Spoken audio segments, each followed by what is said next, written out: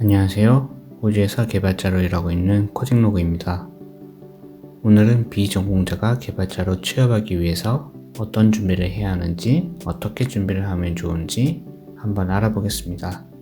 우선 첫 번째로 개발자만의 사고방식을 가지는 게 중요한데요. 개발 업무를 할 때 느낌표 하나, 괄호 위치 한 줄이 프로그램이 정반대로 돌아가게끔 만들기 때문에 정말 꼼꼼해야 합니다. 간혹 공백 한 칸이 프로그램 에러를 만들게 되고요. 글자 한 글자가 프로그램이 정반대로 돌아가게 만듭니다. 그래서 개발 업무를 시작하실 때 개발자의 사고방식을 가지고 아주 꼼꼼히 일을 시작을 하셔야 하고요.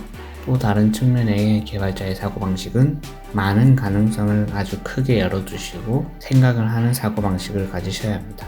예를 들어 1년이 며칠이냐고 물어본다면 365일이라고 간단하게 대답할 수 있겠지만 개발자의 사고방식으로 접근을 한다면 365일이 될 수도 있고 366일이 될 수도 있습니다. 왜냐하면 연도에는 6년도 있기 때문에 1년이 366일이라는 가능성을 열어두고 질문에 대한 대답을 하는데 고려를 해야 합니다.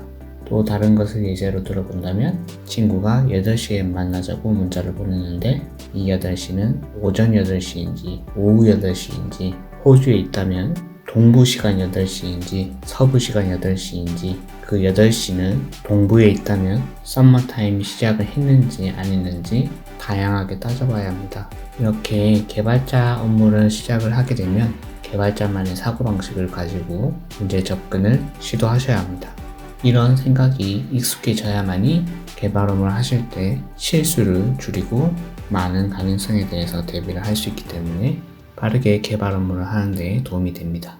두 번째로 제가 말씀드리고 싶은 점은 언어 공부에 너무 집중을 하지 않으셨으면 좋겠어요. 사실 개발 언어를 배우는 것은 생각보다 오래 걸리지 않아요. 하지만 이 언어를 사용하는 기반 체제에서 어떻게 이 언어를 잘 활용을 하고 어떠한 개발 패턴을 사용하고 어떻게 적용시키느냐가 훨씬 중요합니다. 소프트웨어 디자인 패턴에도 여러 가지 패턴이 있고 어떤 패턴을 어떤 프로젝트에 어떻게 활용을 하느냐가 훨씬 중요합니다.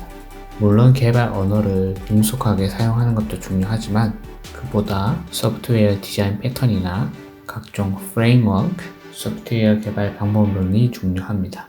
예를 들어 레파지토리 패턴이라든지 서비스 패턴, 싱글톤 패턴, 메디에이터 패턴, 팩토리 패턴 등 여러 가지들이 있는데요. 이런 많은 디자인 패턴들을 다 직접 구현하실 수는 없으시더라도 이런 것들이 있고 이런 것들이 어떤 식으로 개발이 된다는 정도만 알고 있으셔도 개발자로 취업을 준비하실 때 큰 도움이 될 것 같습니다. 세 번째로는 최신 트렌드를 아실 필요가 있으십니다. 지금 2021년 현재 기준으로 머신 랭귀지, 딥러닝, IoT, AI, VR, AR 같은 여러 가지 최신 트렌드들도 알고 있으시면 좋고요. 이런 것뿐만 아니라 개발에 관련된 트렌드, UI 프레임워크를 예로 들면 리액트라든지 뷰라는 프레임워크들이 유행을 하고 있고 앵귤러는 상대적으로 사용이 감소하는 추세고 자바스크립트보다는 타입스크립트가 조금 더 개발 언어로 선호가 된다든지 .NET 프레임워크는 .NET 코어를 지나 .NET으로 발전이 되고 있고 각종 크로스 플랫폼들 자마린이나 리액트 네이티브, 플러터, 모노 플랫폼 등 여러가지 크로스 플랫폼들이 있다는 것도 알아두시면 좋고요. 이렇게 강의나 교재에서 배울 수 있는 내용 이외에도 최신 트렌드들에 대해서 조금씩은 알아보시면서 취업 준비를 하시는 것도 도움이 될 것 같습니다. 그리고 네 번째로 개발 실력을 키우기 위해서 프로젝트 단위의 소스 코드를 많이 작성해 보시는 것을 추천을 드립니다. 그냥 간단하게 한 페이지 몇 개의 파일만 작성을 해서는 전체적인 큰 그림을 보기도 어렵고 두 번째에서 언급을 했던 개발 언어 이외에 다양한 소프트웨어 디자인 패턴들을 적용을 할 수 없기 때문에 조금은 큰 프로젝트 단위의 소스 코드를 개발을 연습을 하셔서 제가 앞에 언급한 것들을 다 보여줄 수 있는 프로젝트 단위의 개발을 한번 해보셔서 소프트웨어 개발 업무의 전체적인 흐름을 이해를 하시는 것이 상당히 중요합니다. 물론 이렇게 연습을 해두시면 나중에 정말로 개발자가 되셨을 때 실무에 투입이 돼서도 빠르게 적응을 해 나가실 수 있습니다. 그리고 마지막으로 조금 전에 언급했던 프로젝트를 하나, 둘, 세 개 여러 개 진행을 하셔서 포트폴리오를 만드시고 이력서에 꼭 첨부를 하시길 바랍니다. 제가 회사에서 개발자 이력서 검토나 면접, 기술 시험을 검토를 하는 업무도 하고 있는데 어쩔 수 없이 전공자를 선호를 합니다. 특히 이력서 검토 단계에서는 제가 볼 수 있는 것들이 많이 없기 때문에 개발자를 선호를 합니다. 그런데 제가 이력서 검토 단계에서 비전공자를 면접 단계까지 합격을 시킨다면 그건 이력서에서 실력을 확인을 할 수 있어야 하는데 그 방법은 바로 프로젝트 포트폴리오가 될 겁니다.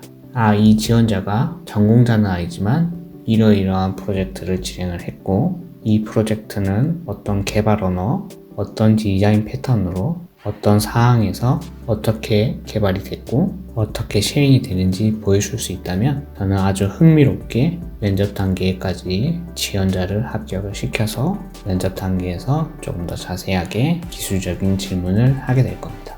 그리고 또 하나 팁을 드리자면 이력서에 GitHub 같은 본인의 소스 코드를 저장을 해 놓을 수 있는 링크를 넣어 주신다면 이력서 검토자들이 그 링크로 직접 들어가서 소스 코드를 확인을 할 수도 있고요. 혹시 링크로 안 들어가더라도 이 지원자는 GitHub라는 플랫폼을 알고 있고 그 말인즉슨 Git이라는 소스 컨트롤을 사용할 줄 알고 이 지원자가 정말 개발 업무에 관심이 있구나 라고 생각을 할 수 있게 됩니다. 그래서 포트폴리오를 꼭 작성하셔서 이력서에 첨부를 하시고 추가적으로 이력서 검토자들이 소스 코드를 볼 수 있는 GitHub 링크를 함께 첨부를 하시면 취업을 하시는데 큰 도움이 될 것 같습니다.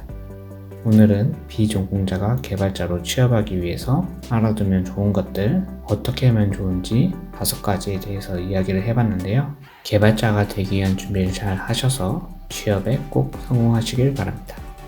오늘은 여기까지고요. 다음 시간에 또 찾아뵙도록 하겠습니다.